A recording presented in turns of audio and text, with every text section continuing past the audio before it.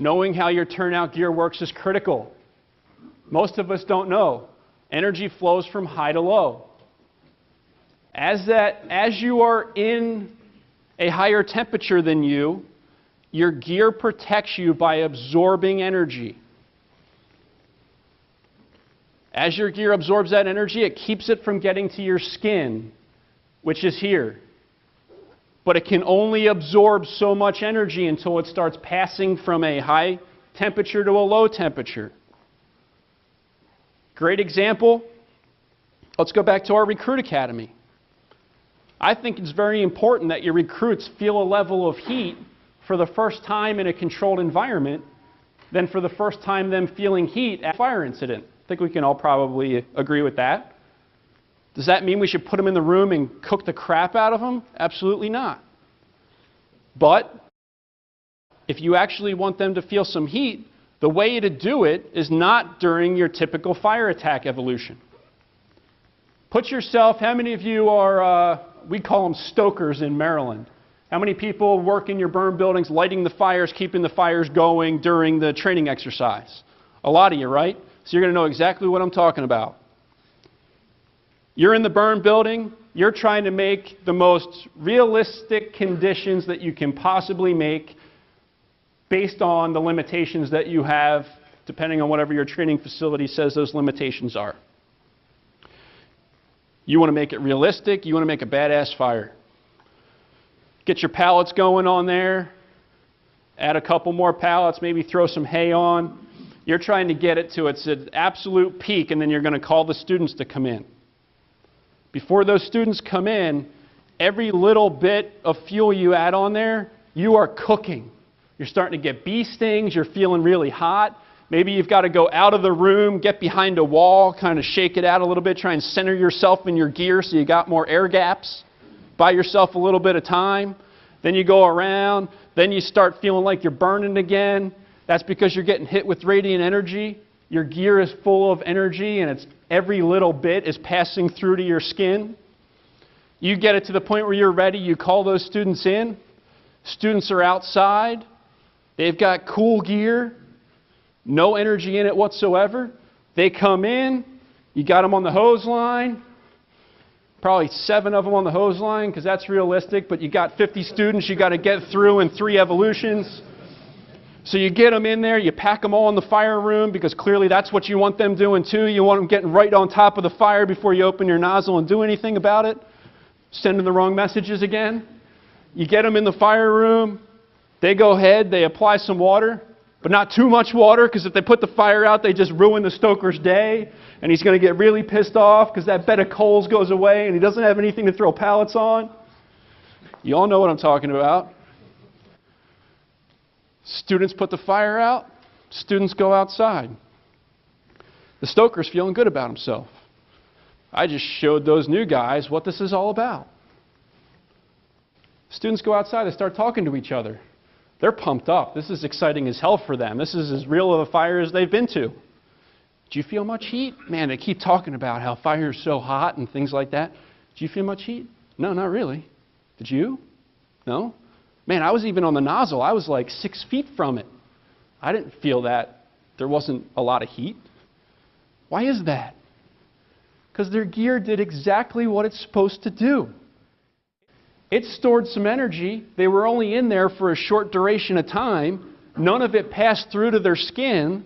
The moment they go outside, all that energy that was in their gear goes from high to low. Low is now outside. So it all cools off. They didn't feel what the stoker felt because the stoker was here, full of energy.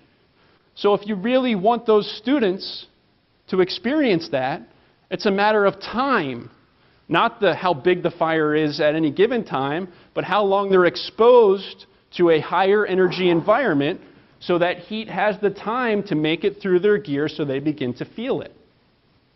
This is also the reason why I've experienced this a bunch, and you've probably experienced as well. You go to what I'll call a pretty decent fire. You're in there for a while. You get the fire knocked down. You're coming out. You get outside, and your buddy pats you on the shoulder. You want to knock his brains out because it just feels like he gave you second-degree burns on your shoulder. What did he do? He took the energy that was in your gear, compressed it, took the air gap away that was kind of shedding some energy off of you, and it passed it all through to you immediately and could potentially burn you. Those of you that have bumped into walls coming out and things like that and you feel like you got stung by bees, your gear's doing exactly what it's designed to do. The thing is, we can't be trying to guess when this is going to happen and push that gear to the limits like we tend to do. The gear is there as a safety factor. The gear is not there for you to push the limits. Your gear is designed so when everything goes to hell, in theory, you have 17 seconds based on the TPP rating of 35 before you start to get second-degree burns through your gear. So when things go bad and it flashes on you, you should have 17 seconds to get out. That's assuming brand new gear, fluffed up, no damage, all is well, perfect air gaps. Not for you to push the limits and hope you don't get caught. Here's a test we did at the Pennsylvania State Fire Academy. What this shows you is exactly what we talked about.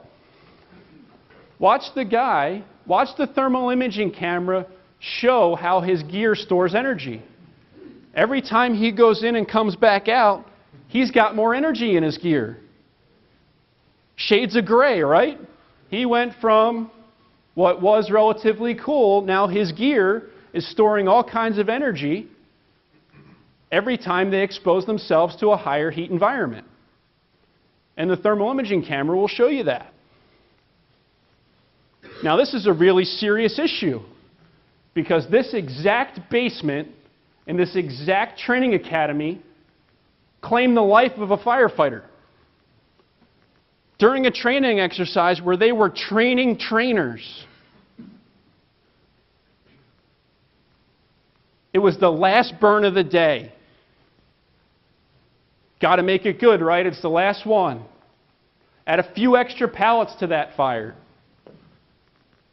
In the process of adding a few extra pallets to that fire, he goes into this high temperature lined room, and at some point there's so much energy in there, his face piece fails.